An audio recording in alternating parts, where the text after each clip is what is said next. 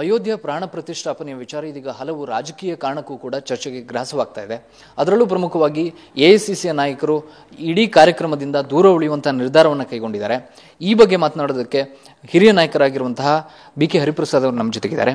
Sir, ಇವತ್ತು ಎಐಸಿಸಿಯ ನಾಯಕರೆಲ್ಲರೂ ಕೂಡ ಈ ಅಯೋಧ್ಯೆ 22ನೇ ತಾರೀಕಿನ ಕಾರ್ಯಕ್ರಮದಿಂದ ದೂರ ಉಳಿತೀವಿ ಅನ್ನುವಂಥ ನಿರ್ಧಾರಕ್ಕೆ ಬಂದಿದ್ದಾರೆ. ಈ ನಿರ್ಧಾರದ ಬಗ್ಗೆ ತಮ್ಮ ಅಭಿಪ್ರಾಯ ಏನು? ಯಾವ ನಿರ್ಧಾರ ಅಖಿಲ ಭಾರತ ಕಾಂಗ್ರೆಸ್ ಸಮಿತಿಯ ಅಧ್ಯಕ್ಷರು ಮತ್ತು ಅದರ ಎಲ್ಲ ಸದಸ್ಯರು ಸಹ ತೆಗೆದುಕೊಂಡಿದ್ದಾರೆ, ಅದು ಭಾಳ ಸ್ವಾಗತಾರ್ಹ. ಅದನ್ನು ನಾನು ಸಂಪೂರ್ಣವಾಗಿ ಸ್ವಾಗತ ಮಾಡ್ತೇನೆ. ಕಾರಣ ಇಷ್ಟೇ, ಇದು ಭಾರತೀಯ ಜನತಾ ಪಾರ್ಟಿ ಮತ್ತು ಸಂಘ ಪರಿವಾರದ ರಾಜಕೀಯ ಕಾರ್ಯಕ್ರಮ ವಿನಃ ಇದು ಧಾರ್ಮಿಕ ಕಾರ್ಯಕ್ರಮ ಅಲ್ಲ.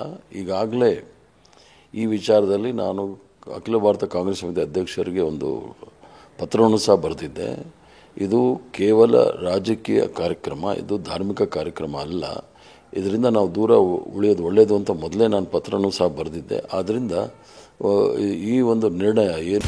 ಆನಂದ್ ಮನೆಯಲ್ಲೇ ಅಗರಬತ್ತಿ ತಯಾರಿಸಿ ಒಂದೇ ಮಷೀನ್ ನಿಂದ 7 ಲಕ್ಷ ಗಳಿಸ್ತಿದ್ದಾರೆ. ನೀವು ಕೂಡ ಅವರಿಂದ ಕಲಿಬೇಕಾ? ಅವ್ರ ಜೊತೆ ವಿಡಿಯೋ ಕಾಲ್ ನಲ್ಲಿ ಮಾತಾಡಬೇಕಾ? ಈಗಲೇ ಫ್ರೀಡಮ್ ಆಪ್ ಡೌನ್ಲೋಡ್ ಮಾಡಿ.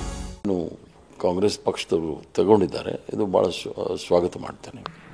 ಪತ್ರದಲ್ಲಿ ಏನು ಬೇರೆ ಅಂಶಗಳನ್ನೇನಾದ್ರು ಉಲ್ಲೇಖ ಮಾಡಿದ್ದೀರಾ? ಏನು ಅಲ್ಲ, ಪತ್ರದಲ್ಲಿ ಭಾಳ ಸ್ಪಷ್ಟವಾಗಿ ಹೇಳಿದ್ದೀನಿ, ಇದು ರಾಜಕೀಯ ಕಾರ್ಯಕ್ರಮ, ಇದು ಧಾರ್ಮಿಕ ಕಾರ್ಯಕ್ರಮ ಅಲ್ಲ. ರಾಜಕೀಯ ದುರುದ್ದೇಶ ಇಟ್ಕೊಂಡು ಈಗ ಇಂಥ ಧಾರ್ಮಿಕ ಕಾರ್ಯಕ್ರಮಗಳ ಹೆಸರಿನಲ್ಲಿ ಮಾಡೋದು ಭಾಳ ತಪ್ಪು. ಅದು ಸಂವಿಧಾನಕ್ಕೆ ವಿರೋಧವಾಗಿರ್ತಕ್ಕಂಥದ್ದು. ಆದ್ದರಿಂದ ಈ ವಿಚಾರಗಳನ್ನೆಲ್ಲ ನಾನು ಪತ್ರದಲ್ಲಿ ತಿಳಿಸಿದ್ದೇನೆ.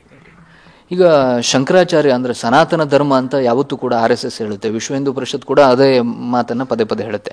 ಆದರೆ ಸನಾತನ ಧರ್ಮದ ಮೂಲ ಗುರುಗಳೇ ಈ ಕಾರ್ಯಕ್ರಮದಿಂದ ದೂರ ಉಳಿತಾ ಇದ್ದಾರೆ. ಇದು ಎಲ್ಲೋ ಒಂದು ಕಡೆ ಒಂದು ವಿಪರ್ಯಾಸ ಅಂತ ಅನ್ಸಲ್ಲ? ನಾನು ಇದಾಗಲೇ ಹಿಂದೆ ನಾನು ಪತ್ರಿಕಾಗೋಷ್ಠಿ ಮಾಡಿದಾಗ ಭಾಳ ಸ್ಪಷ್ಟವಾಗಿ ಹೇಳಿದ್ದೆ, ನಮಗೆ ತಿಳಿದಿರ್ತಕ್ಕಂಥ ಅಲ್ಪ ಸ್ವಲ್ಪ ಈ ಧಾರ್ಮಿಕ ವಿಚಾರದಲ್ಲಿ ಹಿಂದೂ ಧರ್ಮದ ಮುಖ್ಯಸ್ಥರು ಅಂತ ಹೇಳಿದ್ರೆ ನಾವು ಆದಿಶಂಕರಾಚಾರ್ಯರಂತಲೇ ನಾವು ಪರಿಗಣಿಸೋದು.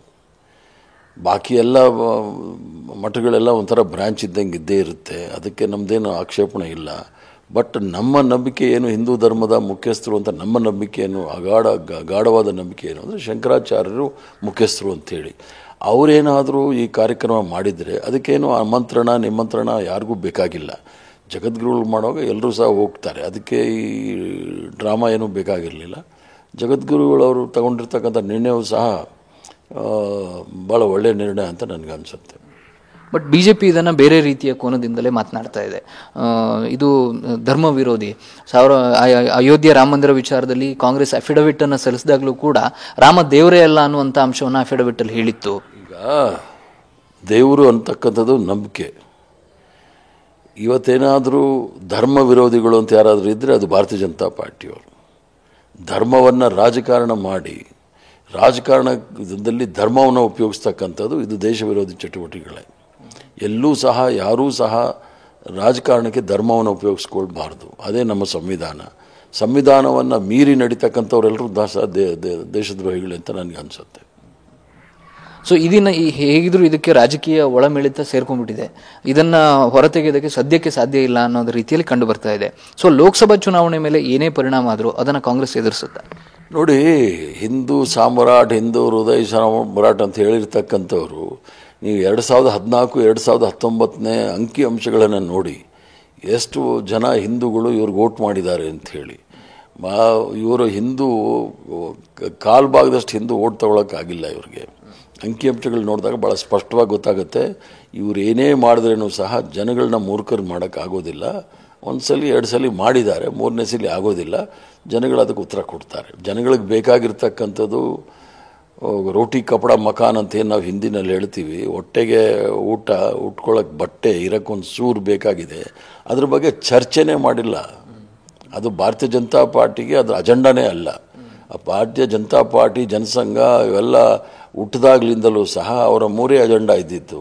Article 370 Ayodhya common civil code ಅಂಥೇಳಿ ಜನರ ಬಗ್ಗೆ, ಬಡವ್ರ ಬಗ್ಗೆ, ರೈತರ ಬಗ್ಗೆ, ಕಾರ್ಮಿಕರ ಬಗ್ಗೆ, ಯುವಕರ ಬಗ್ಗೆ, ವಿದ್ಯಾರ್ಥಿಗಳ ಬಗ್ಗೆ, ಮಹಿಳೆಯರ ಬಗ್ಗೆ ಅವೆಲ್ಲರೂ ಚರ್ಚೆ ಮಾಡಿದಾರ ನೋಡಿ?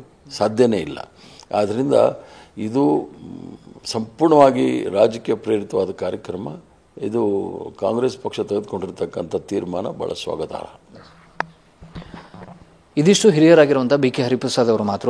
ಧಾರ್ಮಿಕ ಕಾರ್ಯಕ್ರಮ ಆಗಿದ್ರೆ ಕಾಂಗ್ರೆಸ್ನ ನಾಯಕರು ಈ ಕಾರ್ಯಕ್ರಮವನ್ನು ಭಾಗವಹಿಸುವಂಥದ್ದು ಸೂಕ್ತ ಆಗ್ತಿತ್ತು. ಆದರೆ ಇದೊಂದು ಕೇವಲ ರಾಜಕೀಯ ಕಾರ್ಯಕ್ರಮ ಆಗಿದ್ದರಿಂದ AICC ತೆಗೆದುಕೊಂಡಿರುವಂಥ ನಿರ್ಣಯ ಸೂಕ್ತವಾಗಿದೆ ಅನ್ನುವಂಥ ಅಭಿಪ್ರಾಯವನ್ನು ವ್ಯಕ್ತಪಡಿಸ್ತಾ ಇದ್ದಾರೆ.